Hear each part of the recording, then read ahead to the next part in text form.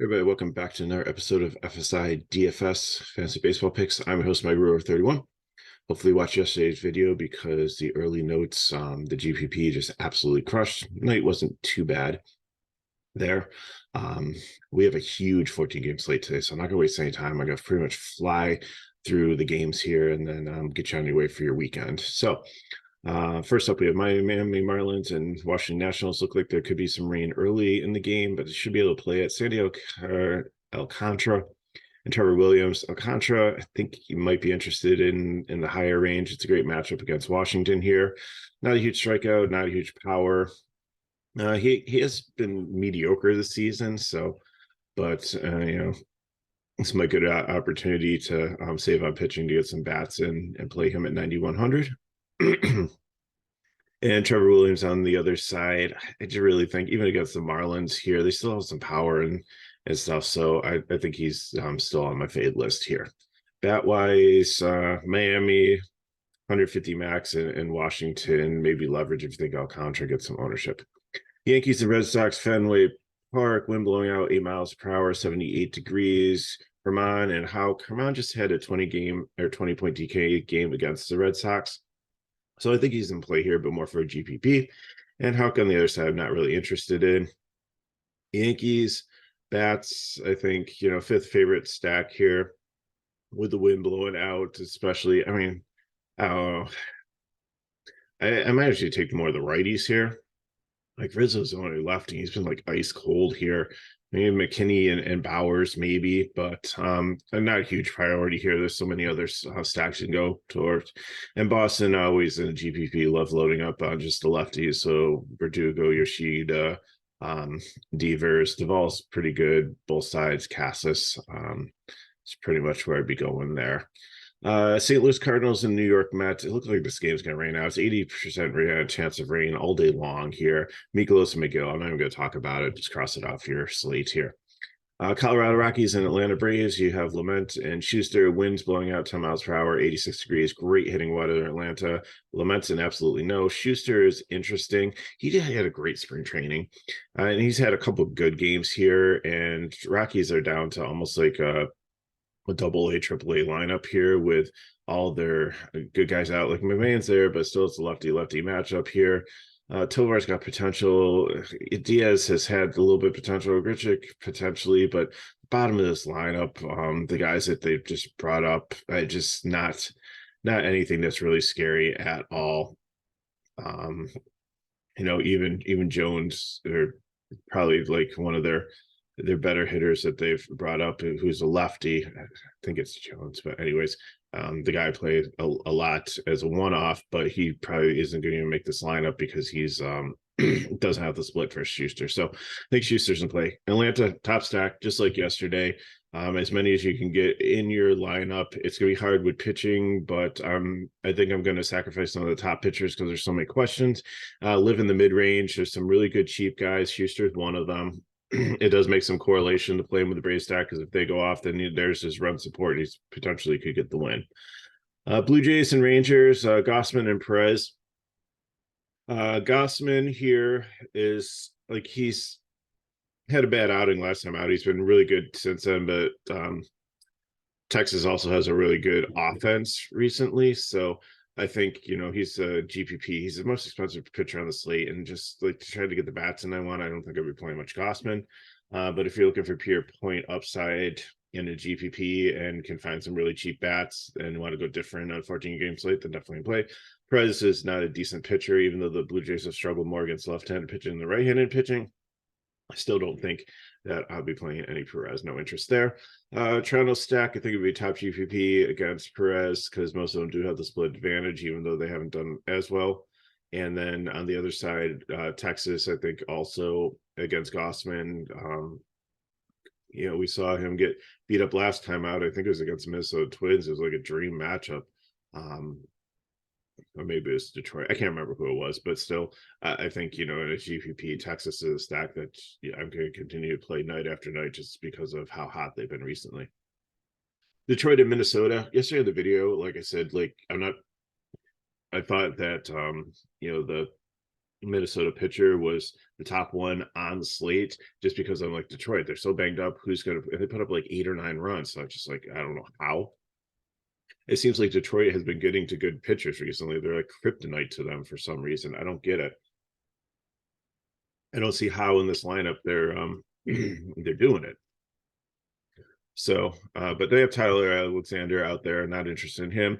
Joe Ryan, I think, he just has not looked good recently, but this is a good get right matchup. So I have him in fifth as my favorite high range pitcher here.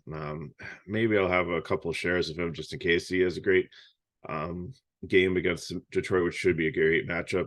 Bat wise, Detroit, I mean, if you want to go YOLO leverage stack against Ryan here, I don't know like who to pick. Maybe look at their box scores on DK to see who's hot. I'm just probably not something I'm doing, so I haven't invested the time in that.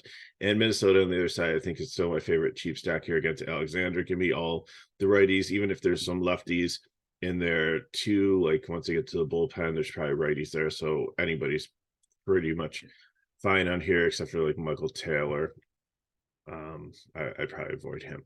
Reds and Astros, Andrew Abbott makes his third start. He's been brilliant as a 0 ERA in his first couple, but you got to think that there's going to be some regression coming here.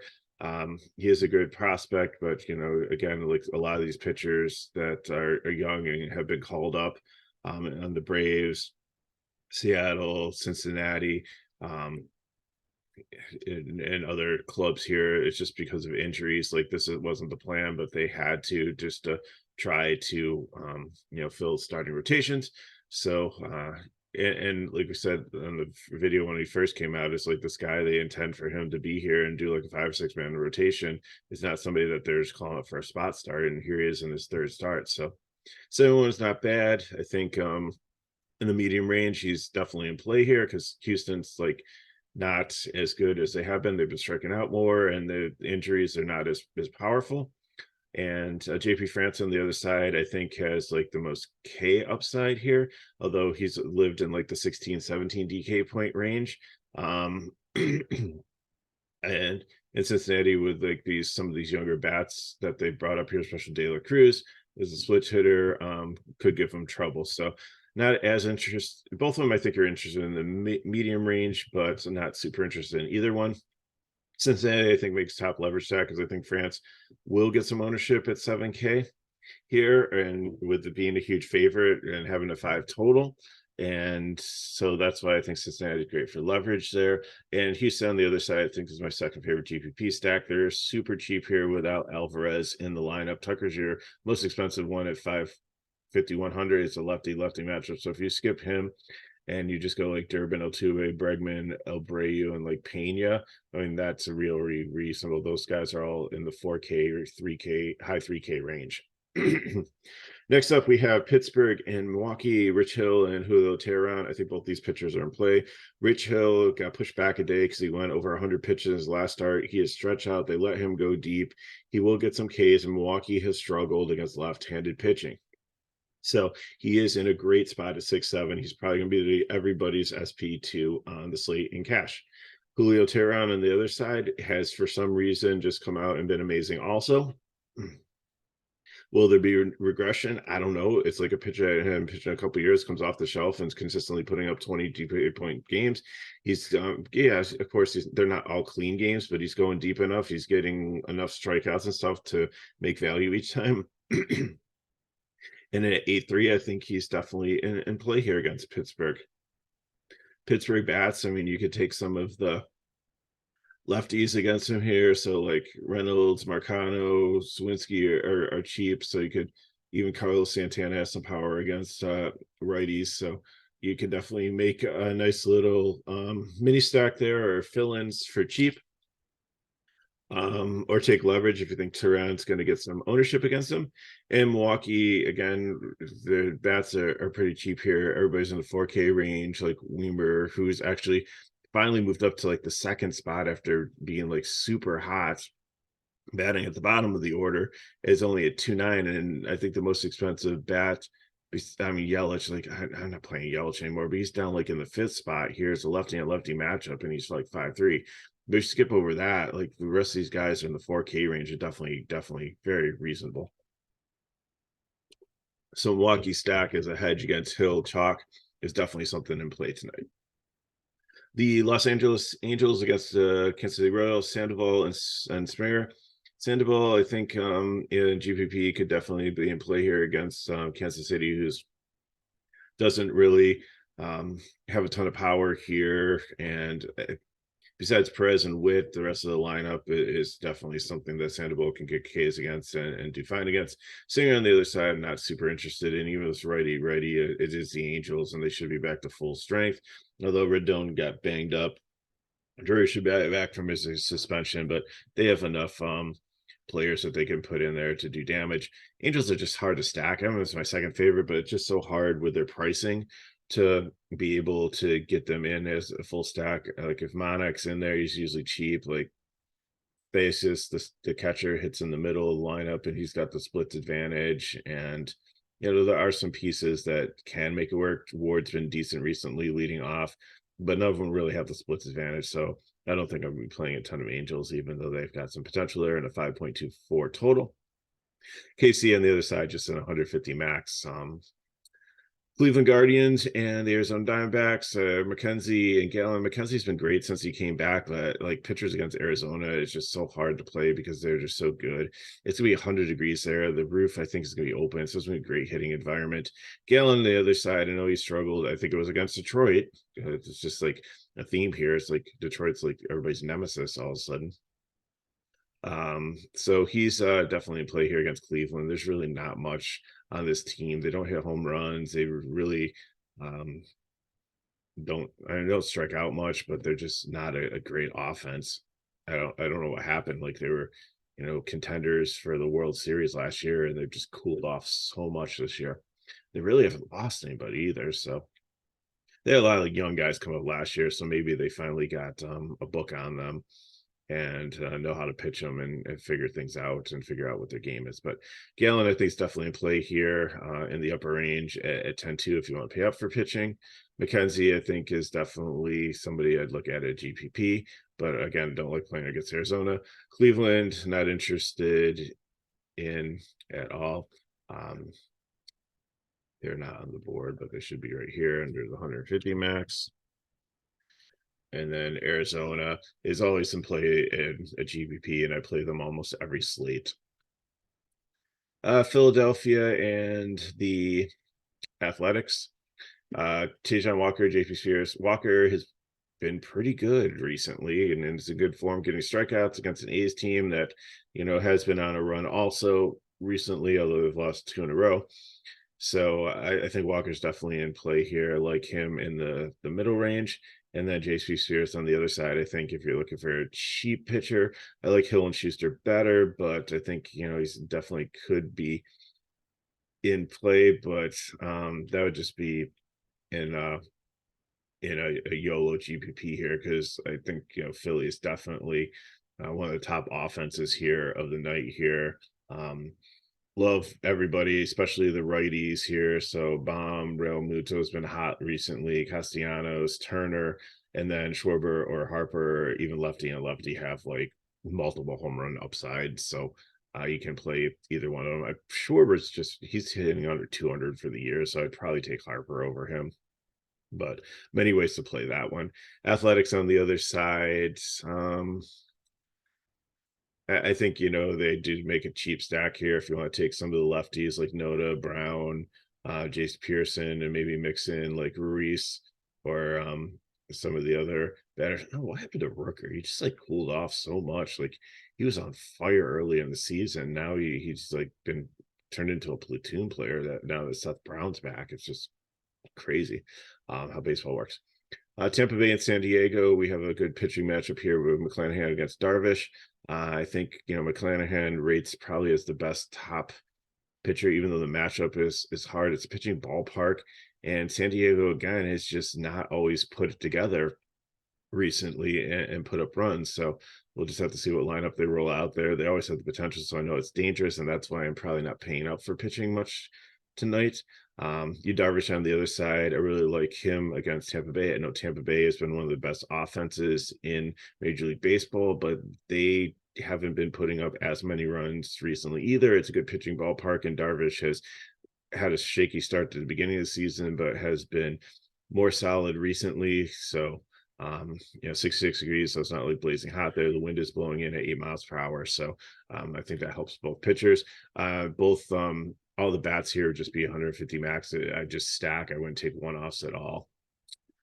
Giants and Dodgers, opening situation with Griba and the Manea, and then Andrees, who's a 4K guy. Probably somebody will follow him. Just cross off all these pitchers, not interested at all. Giants against the 4K guy, and whoever comes in after him is okay, but they get pinch hit for a lot. So on this slate, I'm probably not looking at them. And the Dodgers are great, but like I said, they're so expensive that's why the stack gets pushed down.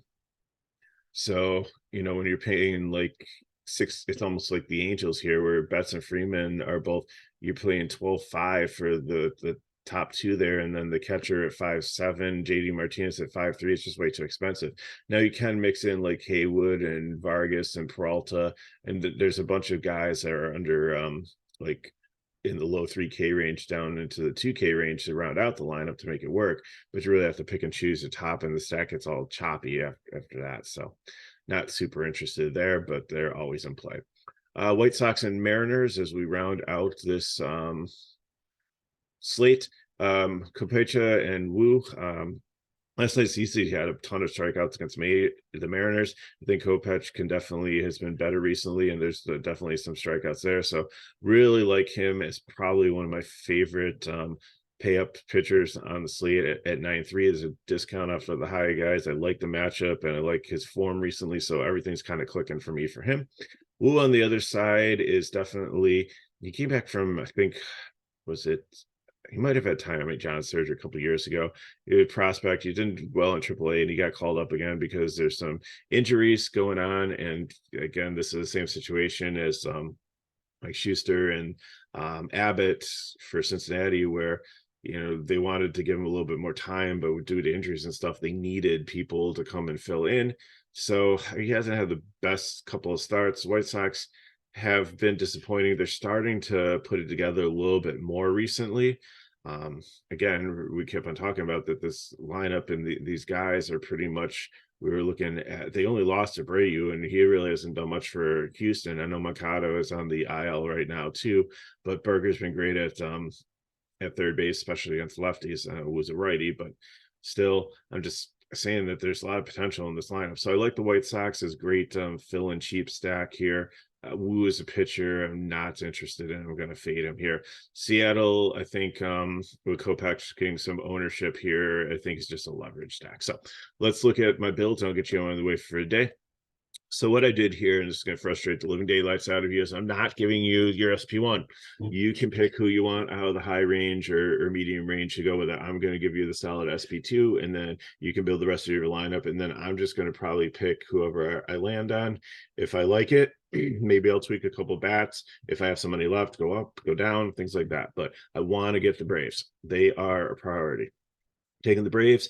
I'm taking Sheets. I'm taking Hill as my SP2 in DK cash, and I'm taking Sheets, and then I'm probably going to do a back end White Sox lineup. So, I'd probably give, or maybe a wraparound. So give me maybe Gonzalez and Tim Anderson, and then a pitcher, and then decide, what other Braves outfielder I want, or if I want to take Albies at second base, if one of the big bats is out of the lineup. I'll probably look at Murphy catcher. Maybe I'll pay down because it's a righty matchup tonight, not like yesterday. For FanDuel, give me Darvish. Again, I know Tampa Bay is a scary matchup, but I like the park factor. I like the fact that they have been like rotating guys in and out of the lineup and resting some guys, and they just haven't been as potent as they have been. So, and the total's pretty low. So give me Darvish, give me the Braves, and I'm going to fill in with Minnesota again, just like I did yesterday. Solano had a home run. Buxton's back too. So Braves, Minnesota, the stack works with Darvish. You get a complete Braves, complete Minnesota stack. Correlation works. Darvish is my pitcher.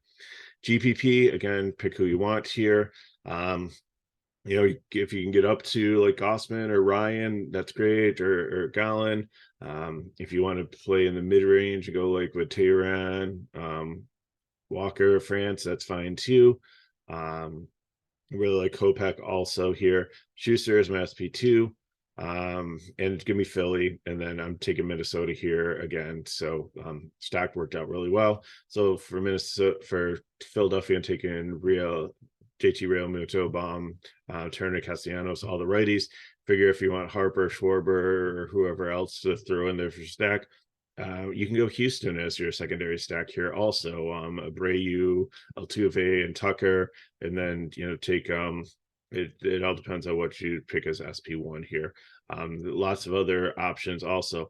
If you want to go to like Hill and Schuster, so then you can probably get JD Martinez, Mookie Betts, and Freeman at first base. So this form for the GPP play helps you get whatever secondary stack you want in there. It's a solid core for the primary stack of Philadelphia and a great SP2 option.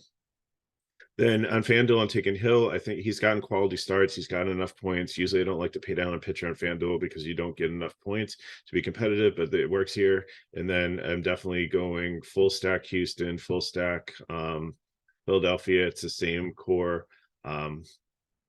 Other than it's your choice if you want to play Baum or Bregman there at third base. So what I got for you. If you have any questions, you can put them in the chat below. Hit me up at Megaruro31 on Twitter. Happy Father's Day to all the fathers out there. I probably won't have another video. There's no NASCAR this week. So I was thinking about maybe trying to do some where we're at in season Major League Baseball stuff for you. So check out that video. So if these videos help you, please like the video, subscribe to our channel so you know when like extra videos might come out that might be helpful for you. You'll get a notification and you'll be able to see and choose if you want to watch them or not. And also we have if you want to sign up for FSi DFS, go to the description of the video and all the information is there to get into our website and our Discord to sign up. So again, hope you have a great weekend. Happy Father's Day to all the fathers out there. Good luck in your content today. And thanks for watching, and I'll see you next time.